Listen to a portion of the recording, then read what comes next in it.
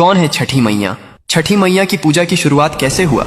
जब सृष्टि की शुरुआत हुई तब ब्रह्मा जी ने अपने कमंडल से जल उंडेला और सृष्टि का निर्माण प्रारंभ किया, लेकिन सृष्टि अधूरी थी। पुरुषों के बिना स्त्री शक्ति का अभाव था। ब्रह्मा जी ने स्वयं को दो भागों में विभाजित कर लिया, एक पुरुष भाग जो सृष्टि का आधार बना और दूसरा स्त्री भाग जो प्रकृति देवी के रूप में प्रकट हुई। यह प्रकृति देवी ही सृष्टि की अधिष्ठात्री थीं, जिन्होंने स्वयं को 6 भागों में विभाजित कर लिया। इन 6 भागों को षड्मातृकाएं कहा जाता है, लेकिन छठी मैया का स्वरूप इनसे अलग और विशेष था। वे ब्रह्मा जी के मन से उत्पन्न हुई। मार्कंडेय पुराण में स्पष्ट उल्लेख है कि सृष्टि के छठे दिवस पर ब्रह्मा जी ने उन्हें जन्म दिया ताकि वे संतान की रक्षा का दायित्व संभालें।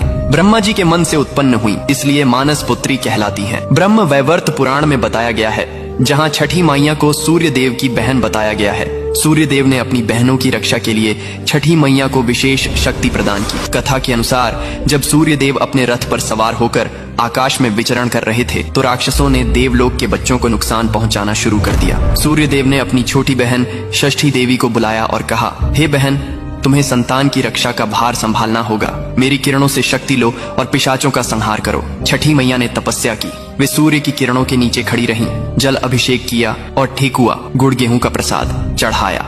उनकी तपस्या से प्रसन्न होकर सूर्य देव ने उन्हें अमृता और रक्षा शक्ति का वरदान दिया। पिशाचों को हराकर बच्चों को बचाया। इस कथा से छठ पूजा में सूर्य और छठी मैया की संयुक्त पूजा की परंपरा चली। पुराणों में कहा गया है कि छठी मैया बिल्ली के रूप में भी प्रकट होती है, क्योंकि बिल्ली माँ की तरह बच्चों की रक्षा करती है, रात में जागती रहती है और खतरे से पिशाचों को हराकर बच्चों को बचाती है। इसीलिए उन्हें छठी मैया कहते हैं, जो छठे दिन जन्मी और छठे दिन पूजी जाती है। कमेंट में लिखो, जय छठी मैया।